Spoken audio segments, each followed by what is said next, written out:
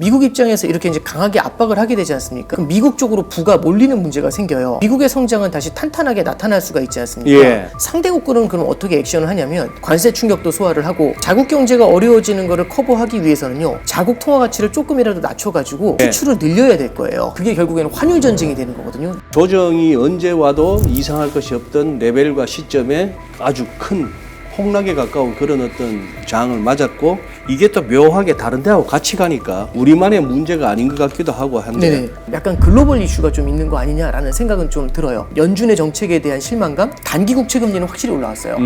연준 풋에 대한 기대가 희석이 되잖아요. 그럼 이 세 개의 풋으로 막아주는 게 만약 어느 한쪽이라도 삐걱이게 되면은 시장에는 긴장감에 대한 요인으로 작용할 수도 있지 않겠는가. 이 달러 강세 일시적으로 보십니까? 아니면 이거 대차게 한번 시장도 한번 놀래킬 정도로 갈 것 같습니까?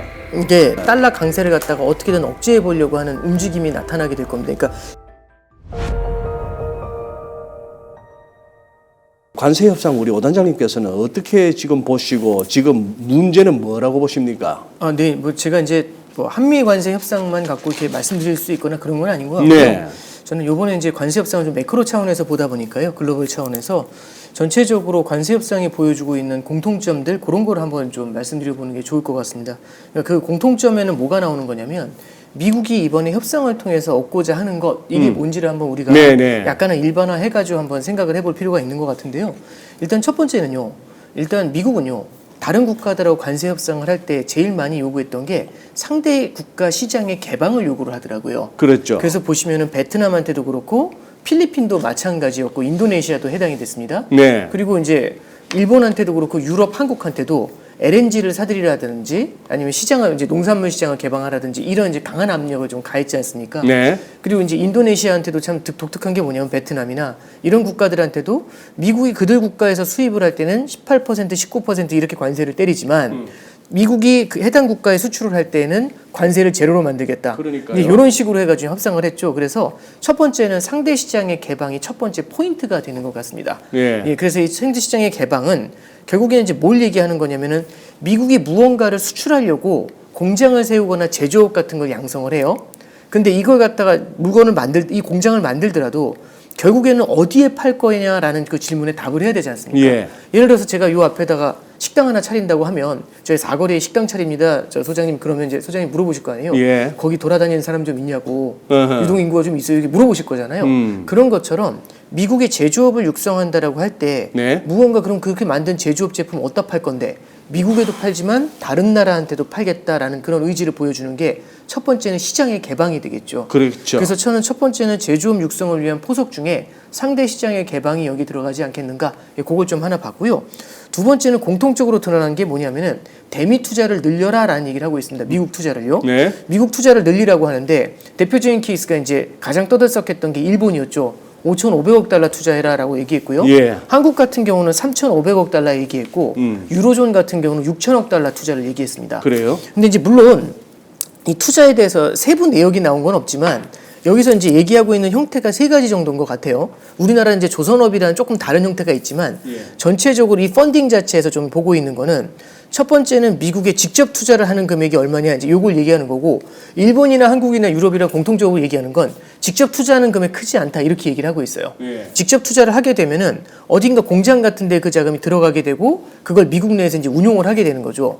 그리고 이제 두 번째는 상당 부분이 대출로 갈 것이고 또 상당 부분은 대출에 대한 보증이 될 것이다. 이렇게 얘기를 하고 있습니다. 근데 이제 여기서 되게 중요한 포인트는 직접 투자나 대출 같은 경우는 예를 들어서 우리나라나 일본이 미국에 직접 투자나 대출을 해주잖아요. 그럼 우리의 돈이 미국으로 나가게 되거든요. 그렇죠. 근데 대출에 대한 보증은 조금 다릅니다. 보증은 돈이 직접 나가는 건 아니죠. 그리고 그렇죠. 또 하나는 대출이 나가더라도 이 대출이 원샷에 나가는 방법이 있고요. 두 번째는 캐피탈 콜 방식이라고 해가지고 조금 이 캐피탈 콜이란 말 지우고 다시 이제 그 방식 대신에 마이너스 통장으로 나가는 방법이 있죠.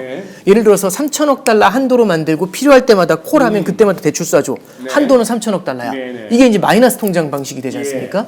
그래서 그렇게 나가는 거하고 3천억 달러가 원샷으로 나가는 건 다르죠. 그렇죠. 그래서 이 내부에 있는 형태에 따라서 다르지만 그래도 전체적으로는 미국 산업의 육성을 위해 가지고 다른 나라가 돈을 갖다가 출자하거나 대출을 하거나 보증을 하거나 요거는 이제 강조를 해주고 있는 겁니다. 예. 그래서 이 자금들이 이제 미국으로 흘러 들어오게 되는 거고 미국은 이 자금을 가지고 제조업 같은데 이걸 육성하는 데 쓰겠죠.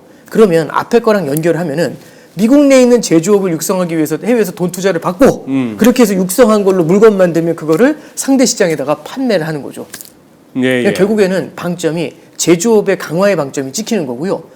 그래도 다른 나라하고 경쟁력이 가격 경쟁력이 미국이 차이가 나지 않습니까? 라고 할 때 여기에 대해서 방점을 찍기 위해서 존재하는 게 뭐냐면은 실제로 관세를 다 낮춰주진 않았죠. 15%, 19%, 20% 이만큼은 남겨놨죠. 네. 그럼 그만큼의 이제 경쟁력을 유지할 수 있도록 해주는 겁니다. 그래서 결국에는 요번에 이제 미국의 관세 협상을 통해서 결국에는 미국이 원하는 것, 미국이 제조업을 갖다가 성장을 시키고 싶다라는 것이고 이 제조업의 성장을 위해서 강조하는 것이 첫 번째 상대 시장의 개방, 두 번째는 대미 투자 확대, 이를 통한 제조업 부흥과 가격 경쟁력 유지를 위해서 기본 관세 유지, 요 정도가 가장 큰 틀이 되지 않나. 이번에 저는 좀 전체적으로 틀을 보면서 그런 생각을 좀 하게 됐습니다. 지금까지 설명을 듣다 보면 이제 우리 미국만 좋아져야 되겠다 하는 네. 내용으로 압축되잖아요. 그렇죠. 또 트럼프 대통령의 그동안 주장이 보면은 그동안 뭐 동맹이고 뭐 적대국이고 할 것 없이 전부 그동안 미국을 갖다가 뜯어 먹었다는 표현. 네. 네, 그렇게까지 썼단 네. 말이죠. 네. 그런 식으로 써서 이제 그러면 다 이제 토해내라. 네네. 개워내라. 네. 뭐 국방비도 마찬가지. 네. 그동안 우리가 그야말로 뭐 세계 경찰 국가라면서 다 지켜줬는데 그 비용 이제 너희들이 내라. 뭐 이런 식이죠. 네네. 대체적으로 뭐 EU도 보니까 미국산 무기 사서 우크라이나 지원해 주는데 돈은 너희들이 내라. 이거 아닙니까? 네, 그렇죠. 그러면 거의 같은 조건으로 미국한테 당한다고 볼 수 있는 건데 네네. 미국 입장에서는 그동안 수십 년 동안 우리가 혼자 당하다가 우리가 큰형님 역할을 하느라고 지금 뭐 기둥뿌리가 흔들흔들해서 이제 우리가 좀 살아야겠다 이런 차원인데 네네. 동생들 너희들이 그러면 얼마씩 각출해라 하는 이 얘기고 네네. 각출하는 금액이 보니까 우리 같은 경우는 뭐 왜 안 보이고 거의 꽤 큰 금액이죠. 예, 다 네. 거들날 판이고 뭐 이런 상황인데 근데 그 부분은 어떻게 오 단장님 그 판단하세요? 일본도 그렇고 EU도 그렇고 우리까지도 마찬가지입니다. 네네. 미국 측하고 발표 내용하고 각 일본이나 EU나 우리 정부에서 발표하는 내용이 조금씩 차이가 나요. 이게 약간 저는 트럼프 행정부 입장에서는 네. 약간 좀 프로파간다? 그러니까 예를 들어서 약간 광고 과시 이런 것들도 되게 필요하지 않았을까 싶어요. 그래서 이제 대화를 할 때 예를 들어 이런 거 있지 않습니까? 그러니까 우리가 이게 제가 번역이 제대로 된 건지는 잘 모르겠습니다만 트럼프 행정부에서 얘기하는 게 뭐라고 하냐면은 이제 예를 들어서 투자를 받게 되면은 90%는 미국이 계속해서 유지를 한다라고 얘기를 하고 있는 우리 거고. 기사에서는 90%의 이익을 미국 뭐 이익의 90%는 미국 거 이런 식으로 기사가 예. 되고 있잖아요. 근데 이제 거기에 대해서 어제 김용범 실장님이 예. 얘기한 것 중에 뭐가 있냐면은 그게 재투자의 개념이다라고 우리나라에서도 그렇고 일본에서도 재투자의 개념이다라고 얘기하거든요. 네. 그러면서 그게 이제 영어로는 retain이라는 단어를 써요. 네. 근데 이 retain이라는 단어가 뭐하고 연결이 되냐면 retained earning이라고 이 재무 쪽에서 쓰는 말이 있죠. 예. 그러니까 이 retained earning은 뭐냐면 기업이 돈을 벌면 이게 자본으로 쌓이는 거잖아요. 배당을 안 해주고 자본으로 쌓는 게 있지 않습니까? 네네. 이제 그게 이제 retained earning이 되는 건데 관점은 이렇게 생각하면 될 것 같아요. 그러니까 미국이 90대 10이라고 얘기하는 건 뭐냐면 예. 100을 투자하지 않습니까? 예. 그럼 100을 투자해서 제가 이제 미국인데 이걸 막 돌려요. 예. 그래서 이제 수익이 납니다. 네. 그럼 그걸 가지고 미국이 그 수익의 90을 가져가고 출자한 한국은 10 이렇게 가져가는 게 아니라 이 90, 그중에 10만큼은 배당으로 가져갈 수가 있겠지만 90만큼은 그대로 남겨가지고 리테인드가 돼서 새로운 자본으로 계속해서 재투자가 일어나야 된다. 요 얘기를 하고 있는 것 같아요. 거기 우리 정부 측의 설명이고. 네, 그렇죠. 정부 측이랑 일본도 마찬가지로 예, 비슷한 예. 설명을 하고 있고 이렇게 된다면 어느 정도는 리즈너블한 설명이 되는 것 같아요. 그러니까 이게 맞다 틀리다를 떠나가지고 일단은 그렇게 해서 이 자금이 한번 들어가면은 꽤 오랫동안 재투자가 되면서 네. 마치 자본금처럼 예. 그러니까 어느 기업이든지 돈을 벌게 되면 배당을 안 하면 이 자본금을 잉여를 시켜가지고 이 자본금을 갖고 기업을 운영하지 않습니까? 네. 이제 이런 형태의 돈 쓰임을 갖다가 유도하는 게 일단 미국에서는 좀 생각하고 있는 것 같고요. 그리고 이제 하나 더 말씀을 드리면 미국 입장에서는 지금 계속해서 다른 국가들한테서 이제 이렇게 돈을 받아들이려고 하고 있지 않습니까? 혹시 예전에 그 미란 보고서에 나왔던 얘기 중에 뭐가 있냐면 우리 다들 코웃음을 쳤는데 그 연구체 발행 혹시 기억나세요? 예, 예, 뭐냐면 예. 이제 이게 저희 미국에 연구체로 예. 저리에 연구체로 투자해라. 그리고 이제 대표적인 케이스로 거기에 대해서 우방국인 일본이 그 타겟이 될 것이다. 이런 얘기를 했잖아요. 예. 근데 이번에 일본이 5,500억 달러만큼을 미국에 돈을 빌려주면 그리고 그게 계속해서 리테인드 되면서 재투자되면서 계속 미국에서 남아있으면 예. 약간 컨셉은 다르지만 약간 연구체 같은 느낌 나지 않으세요? 약간? 예, 그러니까 저도 그걸 딱 보면서 야 이제 이렇게 그러니까 연구체 발행을 하게 되잖아요. 그 연구체 발행을 강제를 하게 되면은 예. 미국 국채 시장 전반에 대한 신뢰가 흔들릴 수 있죠. 예. 그 대신에 일본이 다른 형태로 미국에 이제 투자할 수 있도록 그렇게 이제 방법을 쓴 것 같은데 미국 입장에서는 나름대로 이제 머리를 쓴 것 같고 이제 상대국 입장에서는 이게 투자의 형태냐 아니면 대출의 형태냐 아니면 보증의 형태냐 여기에 따라서 좀 많이 움직이게 될 것 같아요.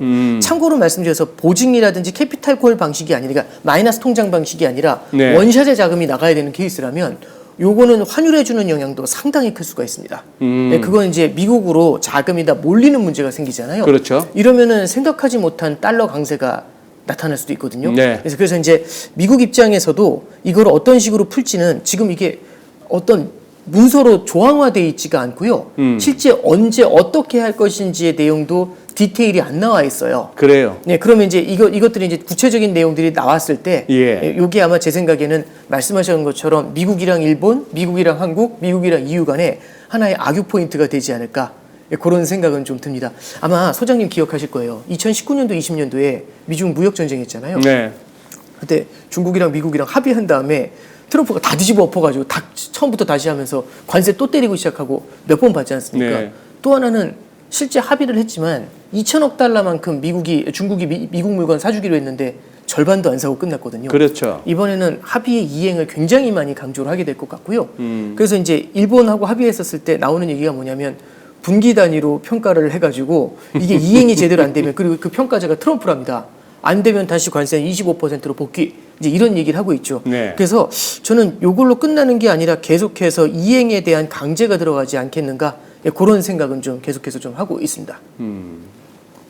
아니 그동안 되어져 왔던 일들을 다시 한번 이렇게 복기를 해보면 웃기죠. 4월 2일 날 네. 갑자기 로즈가든에서 그 판때기 들고 나와가지고 너는 몇 프로 너는 몇 프로 너희들이 우리한테 이만큼 때렸어 그거의 절반 네. 어떻게 이 숫자가 나왔는지는 뭐 자기들 계산 방식이고 그렇게 해서 뜨악 했어요. 그러고 나서 뭐 시장은 막 나 죽겠다 하고 막 다들 박살 나니까 갑자기 뜬금없이 유예 네. 이렇게 했고 뭐 일기 때만 그랬습니까? 오늘 당장 나오는 얘기가 캐나다 25% 네. 그거 그냥 그동안에 별로 대응하는 게 시원찮고 대응도 없고 약간 뭐 보복하겠다고 계기기도 해서 그냥 기분 나빠 35%. 네. 예? 네. 뭐 품목별 관세는 뭔 또 필요합니까? 자동차 25%, 철강 50%인데 자동차는 하면서 자동차도 15% 해줄게. 그렇다면 이게 뭔 의미가 있는 협상이며 우리가 여기 이거 갖고 뭐 매번 관세율 얼마로 낮춰져서 누가 더 조금 이득을 봐서 어쩌고 저쩌고 하는 게 그리고 말씀하신 대로 내놓기는 좋겠어요. 야, 일본은 5,500억 달러야. 그것도 뭐 자랑스럽게 사진을 보여줬습니다. 일본이 가지고 거기다가 찍찍 꺾고 550 빌리언. 근데 그거는 제 네. 생각에는 사진 찍으려고 한 것 같아요. 사진 찍으려고. 그래요. 네. 뭐 EU 6천억 달러, 한국 3,500억 달러. 내가 이렇게 했다. 그거 언제까지? 그만큼. 와, 그러면서 그 와중에 달러는 약해져야 된다고요. 네, 그게 이제 그 달러 다 투자하려면은 도대체 달러가 얼마나 강해져야 되는데? 아닙니까? 맞죠. 그러니까 이제 환율에 대한 말씀도 좀 네, 잠깐 네. 그러니까 드리면 오늘 네, 벌써 1,400원 이제 결국 넘었어요. 네네. 네. 이게 근데 이제 이번에 1,400원을 넘어간 거는 예를 들어서 이제 오늘 우리나라 주식시장이 흔들렸기 때문에 환율이 뛴 거다라고 보기는 어려운데 네. 지금 우리나라 원화뿐만 아니라 다른 나라 통화도 약세거든요. 그러니까 예, 엔화 같은 맞아요. 경우도 네. 오늘 보면 933원이에요. 그러니까 환율이 오히려 엔화 환율로 내려갔거든요. 그러니까 엔화가 원화보다도 약한 거죠. 그렇죠. 네, 그래서 우리나라만의 문제는 아니다. 네. 우리나라만의 고유 문제는 아니고 이게 결국에는 글로벌 달러의 영향인 것 같은데 글로벌 달러가 꽤 강해요. 네. 그리고 그 글로벌 달러가 특히 강한 이유가 유로화가 많이 빠졌어요. 그래요. 맞습니다. 유로 가치가 1620원, 1630원 하다가 지금 1600원 초반이거든요. 그러니까 우리나라 원화만 무너진 게 아니라 유로화도 같이 마찬가지로 꽤 많이 하락을 했거든요. 그래서 글로벌 달러가 강해지면서 나타나고 있는 원화의 약세, 이제 그런 식으로 좀 바라볼 필요가 있는데, 저는 이제 소장님께서 말씀해 주신 부분하고 좀 이 맥락이 맞닿아 있다라고 생각을 해요. 뭐냐면 미국 입장에서 이렇게 이제 강하게 압박을 하게 되지 않습니까? 그럼 미국 쪽으로 부가 몰리는 문제가 생겨요. 그럼 미국의 성장은 다시 탄탄하게 나타날 수가 있지 않습니까? 그럼 미국은 이제 독보적으로 강한 모습을 보이게 되는데, 상대국들은 그럼 어떻게 액션을 하냐면 관세로 이제 다 빨리는 거잖아요. 그래서 자국의 경제가 되게 힘들어지는 케이스가 되지 않습니까? 그럼 자국 경제가 어려워지는 거를 커버하기 위해서는요, 관세 충격도 소화를 하고, 그러려면 자국 통화 가치를 조금이라도 낮춰가지고 수출을 늘려야 될 거예요. 그러면 이제 그게 결국에는 환율 전쟁이 되는 거거든요. 내 나라 통화 가치를 낮추려는. 그러다 보니까 이제 트럼프가 말씀하셨던 것처럼 등판을 딱 한 겁니다. 트럼프가 딱 등판해가지고 뭐라고 하냐면, 이 강달러가 미국 경제에 좋은 게 하나도 없다고. 갑자기 막 그런 얘기를 하더라고요. 지난주 일요일이었어요. 그래서 강달러가 좋은 거는 딱 하나랍니다. 미국 경제에 좋은 건 수입 물가를 낮춰서 미국 내 인플레이션을 완화시키는 효과는 분명히 있다. 근데 이제 트럼프가 그 다음에 뭐라고 하냐면, 그렇지만 지금 미국은 인플레이션이 없다, 이렇게 전제를 해요. 그래서 강달러가 필요 없고 우리한테 지금 필요한 건 약달러, 이렇게 얘기합니다. 근데 여기서 또 말을 또 이상하게 하더라고요. 위크 달러가 아니라 위커 달러다, 이렇게 얘기해요. 이게 또 무슨 소리예요? 이게 무슨 소리지? 이거 한참 봤어요. 그러니까 이게 이 얘기를 하더라고요. 이 얘기를 하는 것 같아요. 이게 뭐냐면, 지난 4월달, 5월달에 달러가 약세로 갔잖아요. 그게 미국한테 좋지가 않았던 게, 미국 달러에 대한 신뢰가 무너진다, 달러 패권이 흔들린다, 이런 얘기가 나왔거든요. 4월달에. 네, 그렇죠. 그래서 5월 말에 저 소장님 진행하실 때 나와서 이제 그 무슨 말씀드렸냐면, 이 스티브 미란이라는 사람도 그렇게 달러가 약세로 돼야 된다고 말했던 사람도 달러 패권을 지키기 위해서라면 달러 약세 안 해야 된다, 이렇게 말을 바꿔버려요. 그래서 여기서 말씀드리고 싶은 게, 트럼프는 달러 약세를 원한대, 이 말을 듣고 싶진 않은 것 같아요. 트럼프도. 괜히 어설하게 얘기했다가 달러에 대한 신뢰 떨어진다, 달러 패권이 무너진다, 이런 얘기 듣기 싫은 거죠. 그래서 달러 약세를 원한대, 이건 싫은 거예요. 대신에 되게 애매모호한데, 위커 달러라는 게 뭐냐면 비교급이잖아요. 무엇보다 약한 달러, 어떤 것보다, 그러니까 대상이 있는 거예요. 그럼 무엇보다 약하다는 얘기야 라고 생각할 수 있는데, 여기서 위커를 보면 이제 베센트 재무장관이 비슷한 힌트를 하나 줘요. 뭐라고 얘기하냐면, 이게 최근에 이제 달러가 약해지는 것에 대해서 어떻게 생각하십니까? 미국 경제가 둔화돼서 그런 거 아닌가요? 달러의 신뢰가 무너지는 거 아닌가요? 했더니 베센트가 되게 편안하게 뭐라고 얘기하냐면, 전혀 그런 거 아니고, 지금 달러가 약해지는 이유를 설명해 줄게. 미국은 멀쩡한데 다른 나라 경제가 좋아서 그래, 이렇게 얘기를 하거든요. 그러니까 이게 환율이 이래서 어려운 거지 않습니까? 미국 경제가 강해도 다른 나라가 더 강하면 달러가 약세죠. 그러니까 참고로 올해 1월 달부터 시작해서 사실 유로화가 엄청 셌잖아요. 그러니까 뭐냐면 독일 경제가 엄청 좋았지 않습니까? 그래서 유로화가 달러 대비 엄청 올랐거든요. 참고로 원화 대비로도 작년에 트럼프 당선될 때 작년 11월에 1유로당 1,500원 했어요. 그래요, 맞아요. 근데 지금 1,600원 하거든요. 그러니까 유로가 굉장히 세진 겁니다. 그러니까 뭐냐면은, 이거는 달러가 강해도, 미국 경제가 좋아도, 그래서 미국 경제가 좋아서 달러가 강세 요인이 있어도 유럽 경제가 더 강하면 달러가 약세를 보이게 되지 않습니까? 그러니까 미국 경제가 무너져가지고 달러가 약세로 가는 경우가 있고, 다른 미국 경제는 멀쩡하지만 다른 나라 경제가 좋아서 달러가 약세가 되는 경우가 있거든요. 그럼 베센트 재무장관은 후자다라고 얘기하는 거고, 트럼프는 뭐라고 하냐면 위커 달러라고 하죠. 미국 경제가 되게 탄탄해도요, 다른 나라 경제가 오버해서 더 튼튼하잖아요. 그럼 달러가 약세가 될 수 있고요. 다른 나라 경제가 굉장히 탄탄하잖아요. 그럼 미국 물건을 사줄 수 있겠죠. 그래서 베센트나 트럼프나 무슨 얘기하냐면, 중국한테도 그 얘기하죠. 완전한 시장의 개방을 원한다. 그리고 너희들이 이제 미국의 물건을 사줘야 될 때가 됐다, 이렇게 얘기하죠. 그럼 많은 사람들이 이렇게 얘기해요. 시장의 개방은 둘째치고 문은 열었는데 걔네들이 뭔 돈이 있어요, 이렇게 얘기할 수 있거든요. 근데 경제가 좋으면 그들의 소비력이 올라오잖아요. 그럼 미국의 물건을 사줄 수가 있겠죠. 참고로 일본도 플라자 합의하고 루브르 합의를 거친 다음에 일본 경제가 버블 경제가 돼가지고 미국 제품을 사줬지 않습니까? 그랬죠. 그러니까 미국의 무역 적자가 다 줄었거든요. 그럼 이제 여기서 트럼프가 말하는 위커 달러는 뭐냐? 너희들 경기 부양해라. 어설프게 자국 통화 약세로 만들려는 환율 전쟁 하지 말고, 여기에 대한 경고 메시지를 낸 거고요. 아마 이제 당장은 아니겠지만, 지금은 시장은 그 얘기를 무시하고 있지만, 시간이 지나면 이제 트럼프 행정부에서도 환율을 갖고서 압박하는 문제가 아마 제 생각에 이 관세 협약을 갖다가 이행하는 거고 연결시켜가지고 환율에 대한 압박도 어느 정도는 좀 진행을 하게 되지 않을까, 그런 생각은 좀 해보고 있습니다. 아니 근데 네네. 흔히 하는 말로 물 좋고 정자 좋고 또 뭐가 좋으나요? 뭐 좌우지간 네네. 다 좋을 수는 없는 거 아닙니까? 그렇죠. 아니 저렇게 해서 여기도 일본 보고도 EU 보고도 한국 보고도 어디 보고도 다 투자할 거 다 가져와. 투자해서 뭐가 남으면 그거 갖다가 무슨 가져갈 수도 없고 그거 다 우리가 심지어 백악관 대변인 그 캐롤라인 레빗은 아예 표현이 그렇더만요.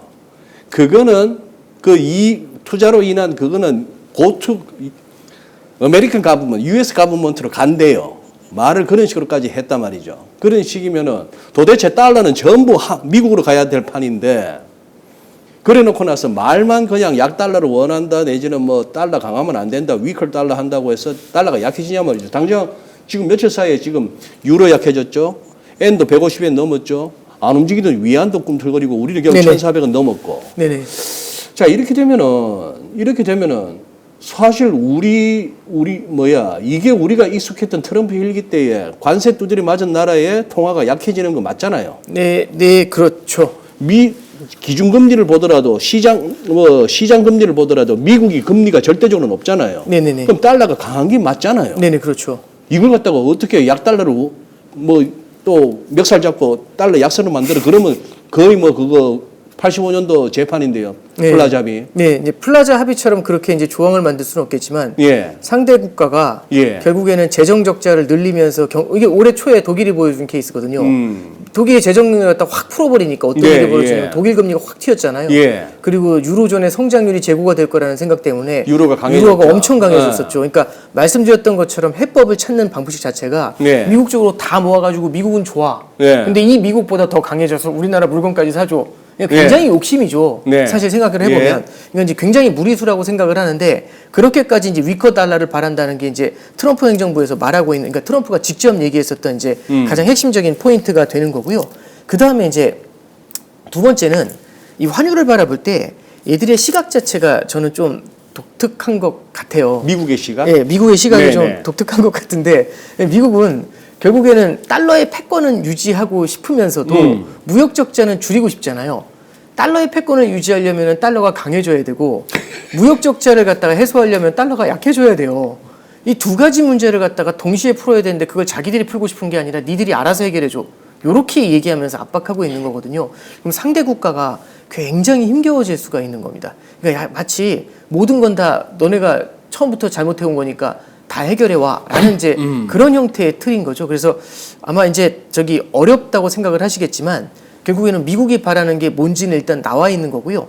그 다음에 이제 미국이 결국에는 장기 국채 금리를 내리는 방법 쪽으로 해서 문제를 좀 해결하려고 생각을 하게 될 것 같아요. 근데 네네. 오 단장님은 지금 신한은행에 네. 계속 쭉 계셨잖아요. 네네. 거기는 뭐 소위 말하는 은행장급은 진짜 같은 금융기관의 네. 수장이라도 은행장은 대한민국에 몇 명 안 되지 않습니까? 네, 그렇습니다. 자, 저는 의외로 그냥 은행장 정도는 아니지만 대표이사라는 분들을 많이 거쳤어요. 네네네. 근데 제일 힘든 게 어떤지 압니까? 어떤 거? 늘 회의 때가 됐건 뭐 개별적으로 불렀던 간에 무슨 소리를 하고 요구가 뭔지는 모르겠는데 계속 뚱하고 뭔가 자꾸 이렇게 하는데 뭘 원하는지를 모르겠어요. 그게 진짜 힘들거든. 네네네. 그래서 어떻게 해가지고 뭘 원하는지를 갖다가 이렇게 알아봤더니만 그 알아본 게 뭐 예를 들면 그런 거죠. 직원들의 업무 만족도 내지는 회사에 대한 로열티 충성도를 높여라 이러면서 그 대신 인건비는 줄여라. 이런 앞뒤가 안 맞는 소리들을 해대니 저는 지금 이런데 솔직히 또 그렇다고 우리가 여기서 방구석에서 미국 욕을 하고 이게 말이 됩니까는 하지만 그렇다고 무슨 현실적인 뭐가 없잖아요. 네네네. 네. 이제 되게 중요한 말씀 해주셨는데요. 우리가 네. 이 와중에 살 길을 찾아야 되는데. 네네, 그렇죠. 그러니까 이게 사실 지난 4, 5월 달에 어떤 일이 있었냐면 네. 그 난리가 났었지 않습니까? 그 난리. 185개국한테 관세 예, 때리고 예. 하니까 그때 당시에 가장 많이 나왔던 얘기가 뭐냐면 수출 다변화해야 된다. 미국이라는 시장 말고 다른 시장을 만들어야 되고 그 다음에 미국 이외의 국가들이 블록을 만들어가지고 우리끼리 무역을 해야 된다. 자유무역을 해야 글쎄. 된다. 예. 이런 얘기를 예. 해요. 그래서 이제 탈미국이다. 탈아메리카다. 이제 이런 얘기, 탈달러 얘기도 나오고 네. 그때 이제 그랬거든요. 근데 그 얘기를 갖다가 그때 당시 5월 달에 이제 미국 외신에서 예. 이제 저 베센트 재무장관한테 인터뷰를 해요. 제 인터뷰를 하면서 뭐라고 하냐면 장관님 저기 지금 다른 국가들이 예. 미국하고 너무 힘들다고 탈달러를 하면서 예. 미국을 제외한 다른 국가들끼리 연합을 해가지고 무역 공동체를 새로 만들려고 한다. 여기에 대해서 되게 긴장감이 생기지 않냐. 예. 여기에 대해 걱정하지 않으십니까 했더니 베센트가 무슨 얘기하냐면 전혀 걱정하지 않는다. 이래요. 예. 그래서 이제 뭐라고 하냐면 무역 흑자국들끼리 모여가지고 뭘 할 건데 이렇게 얘기를 해요. 이거 되게 중요한 얘기거든요. 잠깐 보시죠. 시장에는요 사는 사람하고 파는 사람이 있어야 돼요. 어느 시장이나 파는 사람이 있으면 사는 사람이 있어야 되지 않습니까? 예. 무역 적자국은 물건을 사는 사람이고요. 무역 적자국은 사는 쪽이고. 그렇죠. 무역 흑자국은 물건을 파는 쪽이죠. 예. 그럼 무역 흑자국들이 모이잖아요. 파는 사람들만 있어요. 그럼 누가 사줘요? 적자국이. 미국이. 그러니까 적자국을 빼고 흑자국들이 모이면 걔네들끼리 무슨 무역을 하는데 왜냐면 다 파는 애들만 있는 거잖아요. 그럼 사는 사람이 없으면 무역이 안 일어나지 않습니까? 그건 시장이 아닌 거죠. 그래서 베센트 재무장관이 진짜 촌철살인인 거죠. 무역 흑자국들끼리 모여가지고 뭘 할 건데 이제 이렇게 이제 되게 퉁명스럽게 얘기를 하거든요. 예. 그러면 그 얘기는 다른 국가들끼리 무역 공동체를 만들어가지고 미국을 포위한다, 미국 왕따 놓는다. 그게 안 돼가지고 지금 각국이 미국한테 가가지고 아이디어를 내세우고 있는 거지 않습니까? 그러니까 이제 아까 전에 저 말씀하셨잖아요. 내가 원하는 걸 가져와봐 이거잖아요. 그래서 지금 굉장히 다양한 아이디어를 참신한 아이디어를 가져오는 데는 관세를 낮춰줄게. 이렇게 하면서 되게 다양한 아이디어를 이제 요번에 이제 받아온 거죠. 그러니까 저도 뭐 미국 원망한다 이런 것들보다도 결국에는 무역 적자국인 미국이 또 다른 의미에서는 전 세계에서 물건을 살 수 있는 유일한 능력을 가진 대국인 건 맞잖아요. 그러다 보니까 미국을 포위하고 다른 국가들끼리 연합을 하는 게 아니라 각자 도생에 나서면서 저 상대편 일본보다는 우리가 관세가 낮아야 돼 이런 얘기를 하는 구도로 계속해서 몰려가는 거 아닌가 싶습니다. 지금도 이거 한번 시청자분들 얼마든지 뭐 CNBC 한번 들어가 보시죠. 대문 기사가 그겁니다. 뭐 보면은 트럼프 대통령 사진이 나오고 하는데 나 이 기사가 작은 글씨인데 트럼프 rejects tariff rates ahead of deadline. levies 40% duties on all transshipped goods.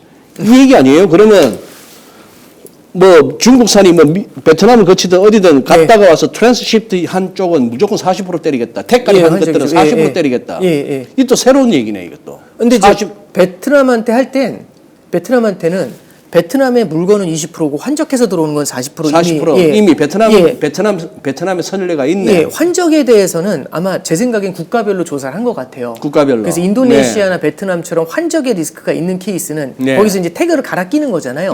그런 케이스에는 40%를 이미 얘기한 게 있거든요. 아마 그걸 갖다가 전체적으로도 확대하려고 그렇게 생각하고 있는 것 같습니다. 근데 사실 그래. 지금 어떻게 보면은 그 뭡니까? 우리가 트리거가 그거죠. 방아쇠를 당기다의 트리거죠. 네. 예? 미국도 그렇고 우리도 그렇고 사실 그동안 자산시장 증시 특히 이렇게 달려온 거 보면은 그 속도나 그 기간으로 봤을 때 언제든지 조정이 와도 이상할 건 없는데 예. 그 조정이 오늘 온 거고 어제 오늘 사이에 하필이면 그게 관세가 타결됐어요라고 했는데 네네. 그 와중에 또 우리 또 정치권에서는 온갖 법들이 막 지금 세법 개정안부터 해서 보나마나 지금 우리 채팅장에 우리 뭐 지금 오늘 제대로 체크는 모였습니다만 우리 같이 함께 하시는 분들 알죠. 무슨 말을 하면은 되는지 여러분들이나 저희나 다 똑같습니다. 누구는 뭐 도대체 시장을 알아? 주식을 해봤어? 뭐 도대체 이거 뭐 5천 가지 코스피 5천 가지 해놓고 법원 이렇게 하면 노란봉 다 알죠. 아는데 한다고 뭐 조금이라도 하면 달라지나요? 달라지는 대신 오건영이하고 이진우는 방송 못 나오고 뭐 그거보다는 살 길 찾아야지 이 와중에. 지금 이 조정이 좀 깊어질 가능성은 없습니까? 그러니까 간단히 보시기에. 그러니까 뭐 깊어질 가능성이라는 건 언제든지 존재하는 건데 저는 이제 사실 이번에 이제 마켓을 보면서 그 생각을 좀 해요.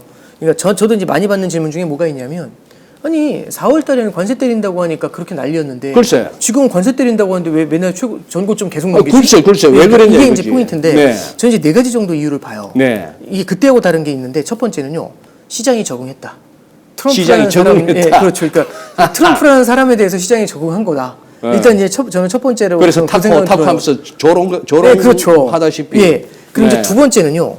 지금 관세 협상은 그때는 185개국을 딱 한꺼번에 밀면서 시작했거든요. 그러니까 이제 국가별로 난리가 났었잖아요. 그리고 이거 협상이 과연 가능하겠냐 이제 이런 얘기까지 나왔던 거고, 특히 중국한테는 고유 관세 때리면서 완전 흔들었어요. 근데 이게 아무리 미국이라도 해도 전선이 너무 넓지 않습니까? 예. 이 넓은 전선을 어떻게 소화를 하느냐. 그래서 전체적으로 다 뒤로 미루고, 근데 중국만 남겨놓고 싸우다가 중국도 뒤로 미룬 다음에 실제로 하나하나 각계격파를 해서 글쎄. 영국부터 시작해서 베트남, 인도네시아, 예, 필리핀, 예. 그다음에 EU, 일본, 한국 이렇게 이제 하나씩 예. 흘러온 거거든요. 이렇게 이제 각계격파를 했는데, 이렇게 돼서 하나하나 큰 블록들을 지웠잖아요. 예. 그럼 남은 국가들이 몇 개가 안 되잖아요. 그럼 이제 이 국가들도 마찬가지로 순차적으로 하나하나 정리를 하는 겁니다. 그래서 전선을 한꺼번에 넓히면서 거대한 반발을 불러오는 게 아니라 하나하나 협상을 해나가는 과정들, 이제 그걸 보여주고 있는 거고, 그 과정에서 고유 관세가 낮아질 수 있다라는 걸 갖다가 실제로 미국 경제가 오히려 좋아지는 방향으로 해서 관세를 낮출 수 있다라는 걸 보여줬다는 거.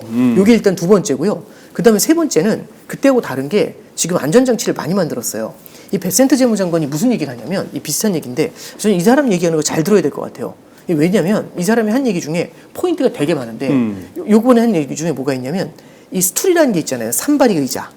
이게 무슨 얘기냐면은 사람들이 이제 관세 충격에 대해서 기자들이 물어봐요. 그랬더니 베센트 재무장이 좀 짜증이 났는지 자꾸 관세만 갖고 물어보는데 우리는 관세만 갖고 물어보면 안 된다. 왜냐면 우리는 스툴인데 우리 트럼프 행정부의 정책은 스툴이다. 다리가 3개 있는 스툴인데 이 관세는 이 스툴 3개 다리 중에 하나다. 그럼 다른 두 다리가 뭐냐면 감세가 있고 또 하나의 다리는 뭐냐면 규제 완화가 있다. 그래서 관세, 감세, 규제 완화라는 이 3개의 다리가 이 스툴을 갖다가 유지시켜주는 건데 왜 다리 하나만 갖고 이렇게 나한테 날리니? 이제 이렇게 이제 얘기를 하는 거예요. 이게 이제 사실은 말이 되는 게, 잠깐 보시면 관세로 인한 충격이 벌어지잖아요. 관세로 인한 충격은 가장 큰 것 중에 뭐가 있냐면 성장을 흔들어 놓을 수가 있어요. 근데 감세가 되잖아요. 감세는 성장을 메이크업을 해주죠. 그러면은 관세의 충격인 성장 둔화를 감세가 메이크업을 해주잖아요. 근데 감세는 문제가 뭐냐면 재정 적자를 늘려요.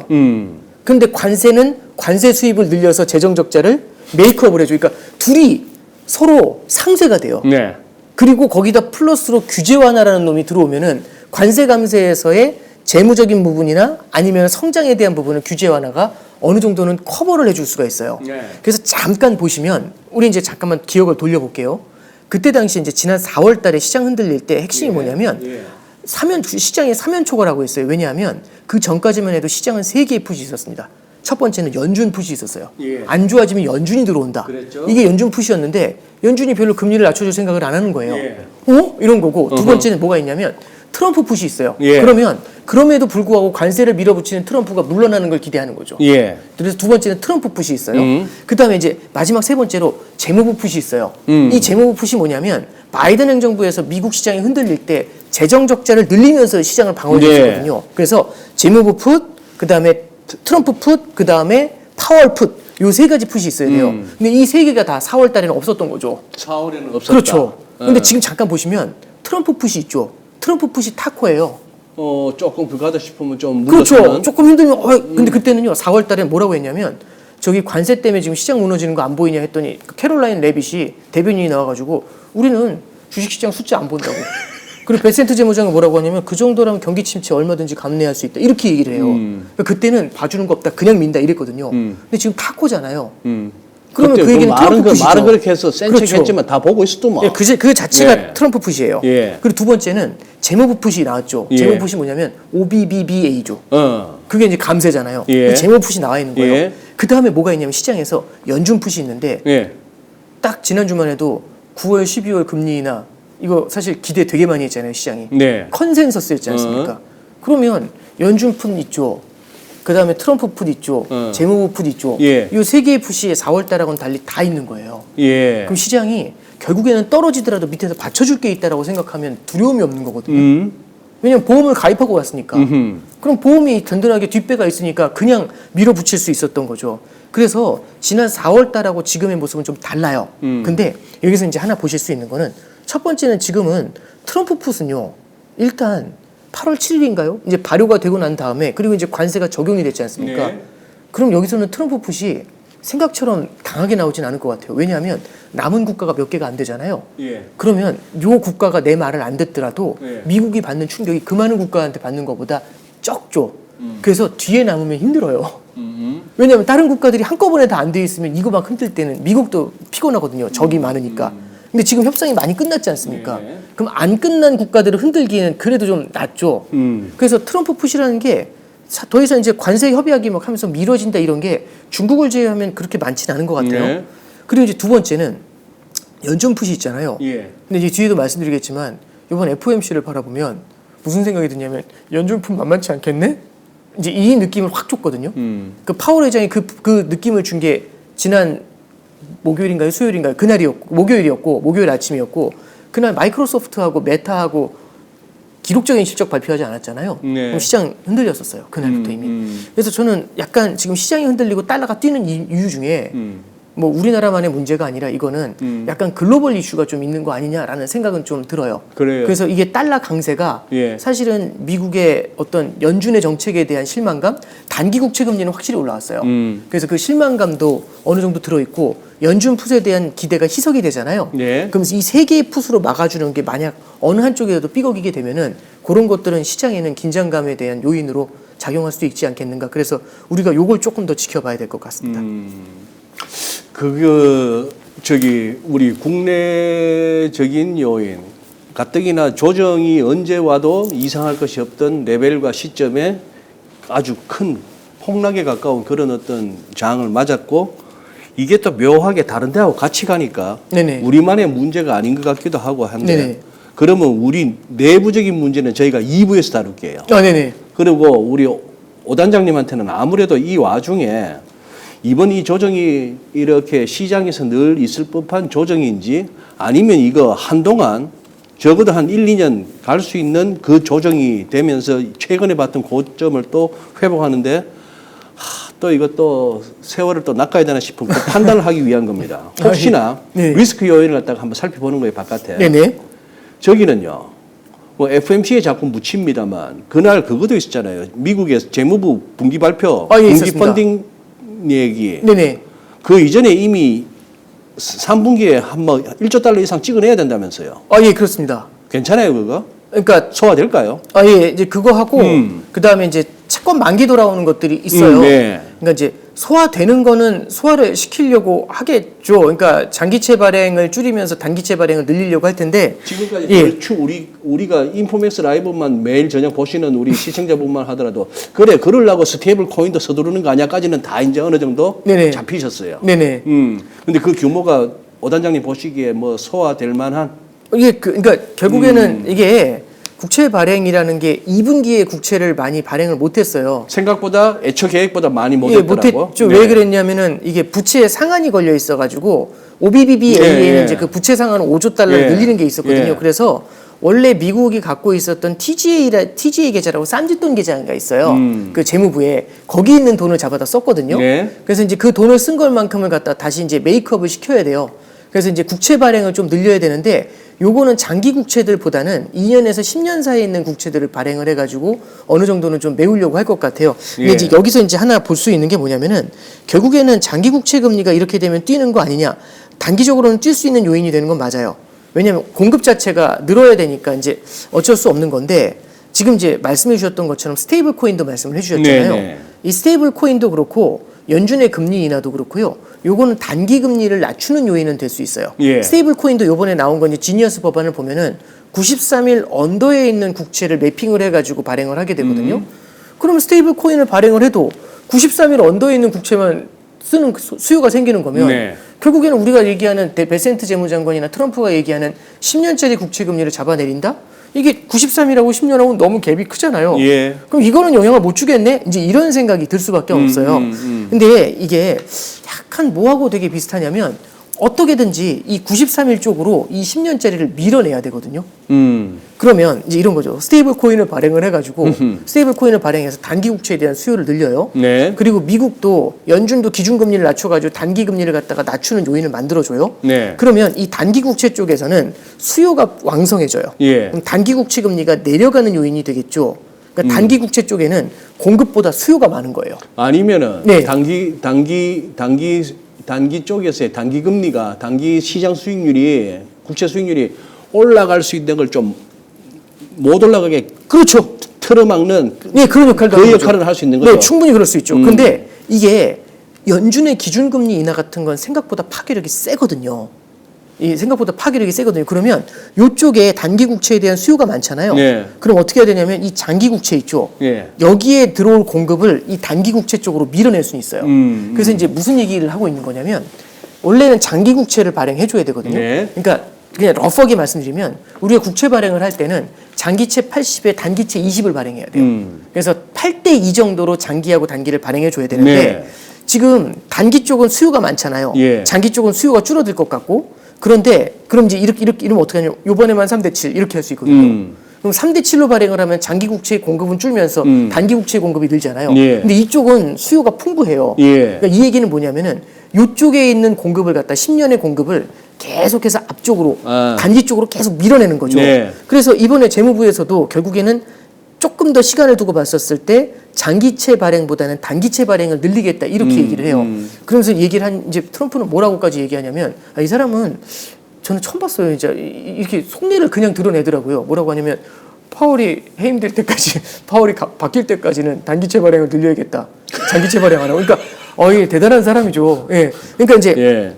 결국에는 장기채 발행을 갖다가 결국에는 늘려줘야 되지만 결국에는 연준이 금리를 갖다 안정적으로 마구 내려줘야지 연준이 금리 많이 내릴 거란 기대가 생겨야 장기 국채 금리도 움직이거든요. 그래서 일단은 단기채 쪽으로 갖다가 발행을 갖다가 집중시키는 방법 요거를 쓰면서 결국에는 요쪽 공급을 갖다 단기로 옮기고 단기 쪽에 수요를 늘리는 방법 요렇게 이제 대응을 하려고 하는 것 같습니다. 그래요. 예. 지금 그러면은 우리 오 단장님 보시기에 어느 정도 이렇게 레벨은 짚어지는 게 없나요? 예를 들면 네네. 달러 인덱스 이제 다시 100을 올라섰는데 네네. 이게 얼추 뭐 어디까지도 좀 보인다라든지 우리 환율도 1,400을 다시 올라섰으면은 이게 결국 또 1,500 쪽으로 가자는 얘기인지 그런 부분에서 약간의 그냥 이거 아무도 모르는 건 뭐 당연한 거고 우리가 네네. 약간 이제 오 단장님의 그 감이 이제 좀 듣고 싶은 거예요. 어떠세요 지금 이 달러 강세 일시적으로 보십니까? 아니면 이거 한번 대차게 한번 시장도 한번 놀래킬 정도로 갈 것 같습니까? 이게 트럼프 행정부에서는요. 네.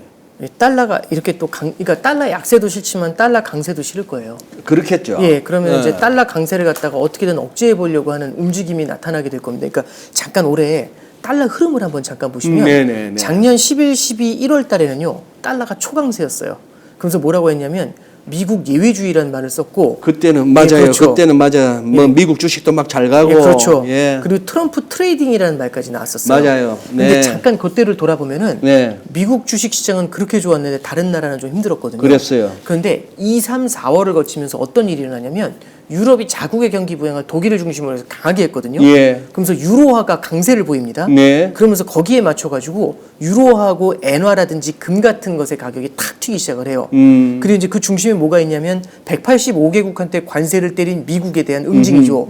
이제 달러에서 벗어나려고 한다. 그래서 각국이 외환 보유고에서 달러를 덜 보유를 하면서 예. 대신에 유로랑 엔이랑 금으로 바꿀 거야. 예. 라고 하면서 주요 선진국 통화인 달러 인덱스 대비해서 달러 값이 빠졌어요. 예. 그게 4월까지 흐름이었거든요. 예. 5월 달에는 그 분위기가 확 바뀌어요. 어떻게 되냐면 4월 달에 달러 인덱스 그렇게 빠질 때도 원달러 환율이 1,400원을 넘었었어요. 그랬었죠. 예, 그래서 그때 엔화가 얼마였냐면 1,025원까지 올라갔었어요. 어허. 엔화가 엄청 강했거든요. 근데 5월 달에 딱 됐습니다. 무슨 일이 일어났냐면 중국한테 관세 협상을 하겠다. 그러면서 미중 간의 협상에 좋은 분위기가 돈대요. 그랬더니 무슨 일이 일어났냐면 위안화 강세, 대만 달러 강세, 원화 강세가 동시에 일어나요. 그래서 아마 5월 5일 날 우리 휴일 있잖아요. 그때. 예, 그렇죠. 1,450원이었던 환율이 수직으로 내려와서 1,350원까지 딱 박혀버리더라고요. 네. 맞아요. 사실 근데 그 5월 5일 날 그 환율 확 빠졌잖아요. 예. 그 전에는 달러가 이렇게 1,400원대 이렇게 빨리 진입할 거다라고 생각하는 사람 많지 않았어요. 그러니까 이제 세 번째는요. 중국 경제에 딱 의존해가지고 네. 중국을 중심으로 해가지고 관세 협상이 끝났을 때 원화, 대만 달러, 그 다음에 중국 위안화 이런 것들의 강세 기조가 나타났고 되려 엔화라든지 유로화가 주춤했거든요. 네. 근데 지금 다시 한번 서클이 돌아온 게 뭐냐면 지금 다시 달러 강세가 왔어요. 다시. 네, 그렇죠. 다시 달러 강세 왔죠. 그러면 우리는 앞에 뭘 보셨냐면 유럽의 경기 부양, 유럽과 일본의 경기 부양을 봤었고 그리고 거기에서 이제 미국의 달러의 신뢰 붕괴 그걸 하나 봤었고요. 그 다음에 중국과 미국의 협상이었죠. 이 두 개의 툴이 있는 거예요. 네. 그럼 이 두 개의 툴이 앞으로 반복이 될까요, 안 될까요? 이 질문이거든요. 저는 첫 번째는 앞서도 말씀드렸지만 다른 국가들하고 협상을 할 때 그 국가들이 이 관세 협상을 관세를 맞을 거지 않습니까? 네. 그럼 내 나라 성장이 둔화될 수 있으니까 금리를 인하하면서 내 나라 통화를 약세로 만들고 싶어 할 거거든요. 그렇겠죠. 지금 트럼프는 그걸 묶어버리고 싶은 거예요. 그래서 위커 달러라는 말을 쓰는 거거든요. 그래서 아까 말씀드렸던 것처럼 환율에 대한 이제 그 조항에 대한 이행을 강요를 할 때 그때 환율에 대한 얘기도 아마 어느 정도는 진행이 될 것 같아요. 그래서 함부로 함부로 자국 통화 약세만 환율 전쟁하지 마라. 이런 경고는 아마 나올 것 같고 저는 이게 더 포인트라고 생각을 하는데 미중 간의 무역 협상 있죠. 이게 이제 또 3개월 더 유예된다 이런 얘기 하잖아요. 그럼 네. 11월로 넘어가요. 예. 11월로 넘어갈 때 그 앞에 뭐가 존재하냐면 10월 말부터 11월 초에 에이펙 정상회담이 있습니다. 예, 예. 저는 개인적으로 되게 중요한 시기라고 생각을 합니다. 그때가? 그래서 그래서 9월, 10월을 거치면서 아마 달러 강세에 대해서 아마 앞서 말씀드렸던 중국 모멘텀과 그 다음에 엔화나 유로화의 모멘텀 이런 것들이 좀 나타나게 되지 않을까 생각을 하고요. 일방적인 달러의 강세보다도 이번에는 오히려 변동성 쪽에다 조금은 더 우리가 초점을 맞추는 게 낫지 않겠는가 그렇게는 생각을 하고 있습니다. 그래요. 지금 보자. 네네. 그 주로 세미나를 다니시든지 네네. 아니면은 기관 뭐 고객들의 그거든 요즘 시장에서 뭘 고민들 하시는 것 같고 뭐 어떤 질문이 제일 많이 옵니까? 결국에는 요즘은 환율에 대한 얘기가 가장 많고요. 환율에 대한 얘기. 환율에 대한 얘기뿐만 아니라 우리나라 경제가 그러면은 실제로 소비가 굉장히 둔화가 되고 있는 상태에서 수출까지 안 되면 어떡하냐 이런 얘기하고 그 다음에 트럼프 행정부의 정책 자체에 대해서 한번 어떻게 생각하느냐 이런 질문들이 굉장히 많아요. 네. 물론 트럼프 행정부 정책은 제 생각엔 트럼프도 모르는 것 같아요. 그러니까 이게 즉흥적으로 움직이는 것들이 꽤 많지 않습니까? 예. 근데 일기 트럼프 행정부 때 봐도 느끼는 거지만 트럼프 대통령이 갖고 있는 정책의 변동성, 이 왔다 갔다 하는 거는 굉장히 강한 것 같아요. 그래서 예전에도 한번 저기 소장님 나오셨을 때 환율 한번 보여드렸었는데 2016년도부터 2020년도까지 트럼프 행정부에서 환율 움직임을 보시면 원달러가 초반엔 크게 뛰었다가 네. 그래서 1140원에 시작해서 1209원까지 뛰었다가 순식간에 환율이 빠져가지고 1055원까지 빠졌거든요. 그러다가 다시 1200원 넘어갔다가 그 다음에 트럼프 끝날 때는 1100원으로 끝났거든요. 환율이 뛰었다 가라앉았다 뛰었다 가라앉았다 이 흐름을 보였어요. 그래서 올해도 이제 올해나 이제 이번 트럼프 2기 행정부에서도 트럼프는 달러의 강세하고 약세 둘 다 원하지 않거든요. 자기의 이슈가 되는 그 이슈가 생길 때 그 네. 이슈로 확 몰아가는 경향이 있으니까 예를 들어 달러 패권이 흔들립니다 하면 달러 강세 이렇게 가고요. 예. 무역 적자가 심합니다. 그럼 달러 약세 이렇게 가고요. 그러니까 막 흔들어대는 거죠. 예, 그런 모습이 올해 좀 나타나지 않겠는가. 올해 내년 그렇게는 좀 생각을 하고 있습니다. 지금 혹시나 네. 아니 저 부분은 어떻게 보세요? 이렇게 최근 보면은 미국의 뭐 M2도 그렇고 좀 줄어드나 싶던 M2 다시 확 늘고 있고 그리고 그 뭡니까 그 금융 환경 지수 예. 예 이것도 보면은 굉장히 완화적이란 말이에요. 네, 그렇죠. 도대체 유동성이 어디서 풀려 나온다고 보세요, 우리 오 단장님은? 이게 자산 시장하고도 분명히 연관이 되는 것 같아요. 자산 시장이 이게 소비하고도 연관이 되고요. 네. 소비하고 연관이 되면은 이거는 결국에는 돈이 도는 거지 않습니까? 이 돈이 도는 과정에서 유동성의 창출이 되게 많이 되는 것 같고요. 네. 그 다음에 하나 더 말씀을 드리면 지금 단기 금리 대비해서 장기 금리가 높잖아요. 예. 이렇게 되면은 은행들의 대출이 뿜어져 나올 수가 있어요. 왜냐하면 단기로 자금 조달해서 장기로 대출을 해주거든요. 네. 그래서 아마 이제 실제로 미국에서도 향후에 경기 부양을 할 때는 장단기 금리 차를 이렇게 좀 넓혀놔가지고 예. 은행들이 이 양쪽에 있는 갭을 먹을 수 있게 해주면 예. 은행들이 대출을 뿜어낼 수 있는 여건이 조성이 될 수가 있거든요. 그래서 이제 두 번째는 그걸 말씀드리고 세 번째는요. 지금 미국 주식시장이 너무 좋지 않습니까? 더 투자하고 싶거든요. 그러면 주식을 담보로 대출을 받아서 또 주식을 사요. 그리고 그렇게 산 주식을 담보로 대출 받아서 또 주식을 사요. 예.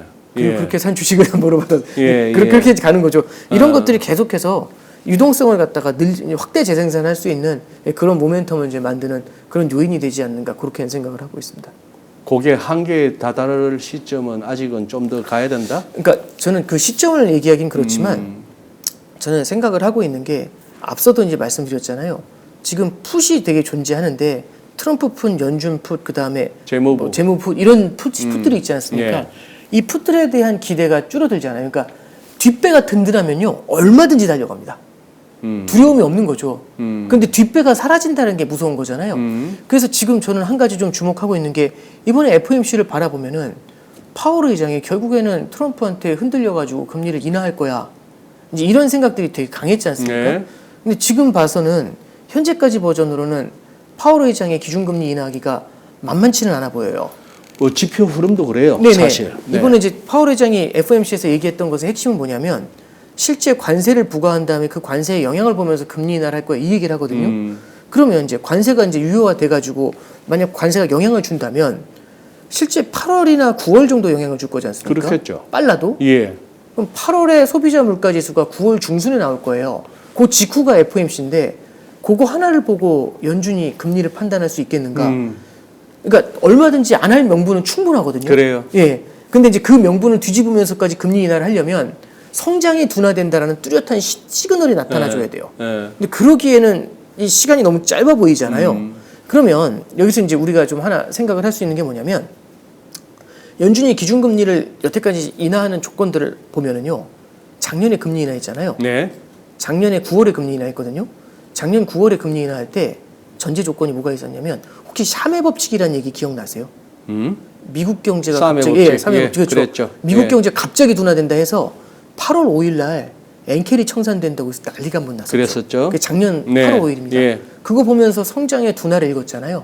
그러면서 연준에서는 9월 달에 50bp 기준금리 인하 빅컷을 했죠.